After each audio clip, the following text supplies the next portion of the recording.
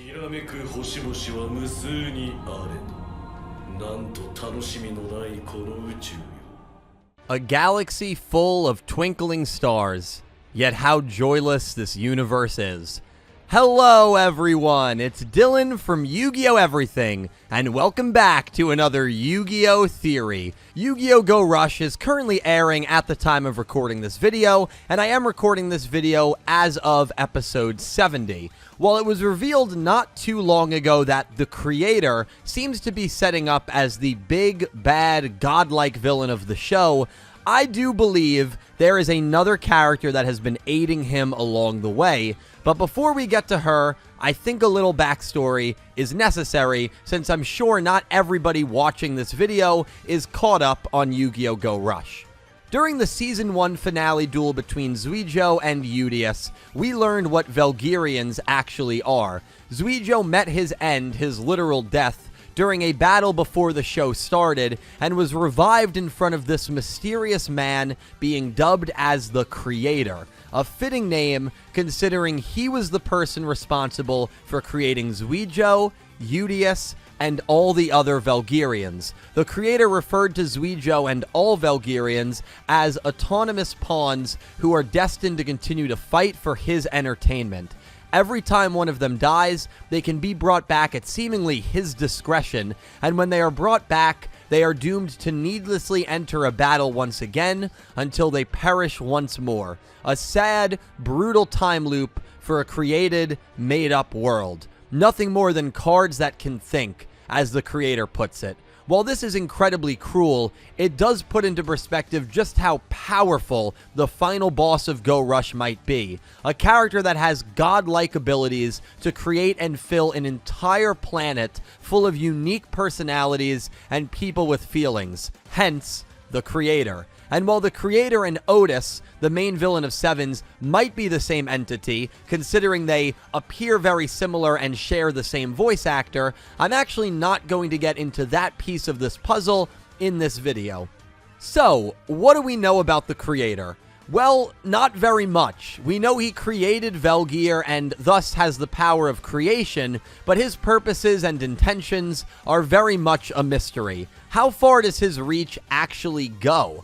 Well, I believe a character that has shown up quite often in Go Rush might have major ties to him, and that would be her. Now, if you've seen Go Rush and you have no clue who she is, I can't blame you. Moreover, if you've seen Go Rush and think I'm crazy for suggesting this, I also can't blame you. This girl is someone who has shown up in many different roles and episodes, but is a character we really know nothing about. We don't even know her name. All we know is she owns a couple of cats, has a bunch of odd jobs, and has the M logo in her hair. Well, to me, there is something super off about her.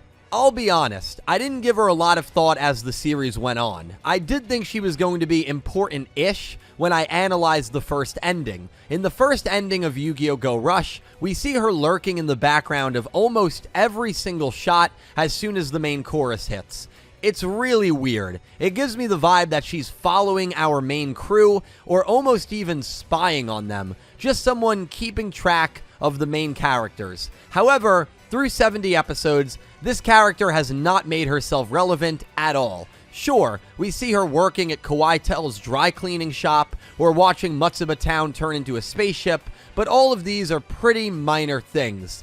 However, my thoughts on her drastically changed when we hit episode 62. In episode 62, we see Yuga, Yuhi, and Yuumu thrusted into the Sevens world, which is confirmed to be in the distant future of when Go Rush takes place. They were sent into the Sevens world by getting carded by the main villains of the 5th arc, the Ryugu brothers. This led to Yuhi and Yuga dueling each other as cats. They played a couple of field spells, and that made the space that they were in act very wonky, and so they were able to time travel into the future to Sevens world.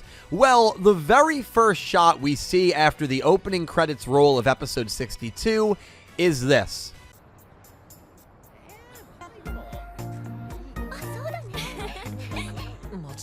The same blue-haired girl from Yu-Gi-Oh! Go Rush. And this is not a variant or anything like that. Go Rush has a lot of variants to the characters in Sevens. Rovian to Roman, Manabu to Gakuto, Lug to Luke. These characters all look similar to the Sevens characters, but have different personalities and are totally different characters. This girl we see in the Sevens world looks identical to the girl in Go Rush, and even has the same M badge in her hair. Another example of this girl following and keeping track of our characters no matter where they go. This either implies that, 1, this girl is an alien who doesn't age, or 2, and what I believe, this girl has the ability to time travel and is working with the creator. Remember, we already established that the creator has the ability to create human-like people out of thin air.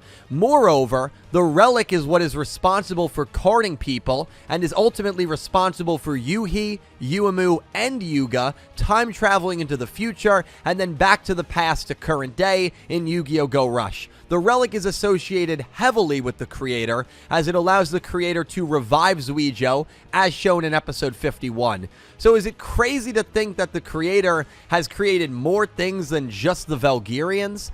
I propose that the creator has created this blue-haired girl. It would explain why someone like her is able to work in so many different occupations, and it would also explain why this girl is always around the main crew, just watching them and keeping tabs on them. It would also explain how she is able to travel between the Go Rush world and the Sevens world.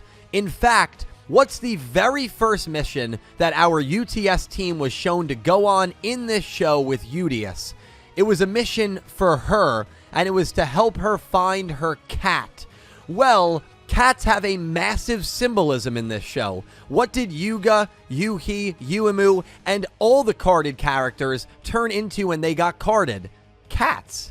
Now, this one is probably a stretch because not every cat means it's a person who got carded, but I still find it fascinating that that's how this character was introduced to us for the very first time, through a missing cat. We also see her in episode 28 ask UTS to help her find her second cat, which they find with no issues at all. But this girl is clearly a cat lover, and cats are so closely tied to the carding process, the relic, and in turn, the creator, that I feel it's hard to just ignore. I feel in hindsight, this is one of the biggest red herrings in the show and impertinence to this girl, especially when her cover should have been blown for appearing in the Yu-Gi-Oh! Sevens world. So, at the end of the day, is she really going to be a reoccurring background character with no role to play in the story? Or has the creator's influence, a character who has the capability of playing God, been closely watching our heroes since the very beginning, interacting with them, and tracking their every move? Was her character appearing in Seven's world just a mistake? Was it a fun ode to her by the studio? A studio, mind you, that has done an incredible job with foreshadowing and making meaningless things be super important these last two shows. Or is something deeper at play here? We might only have about 30 episodes to go, but I feel like there is so much more that we are going to unwrap about the true purpose of this character before the show is over. And in summary, I believe she is a pawn and a creation of the creator.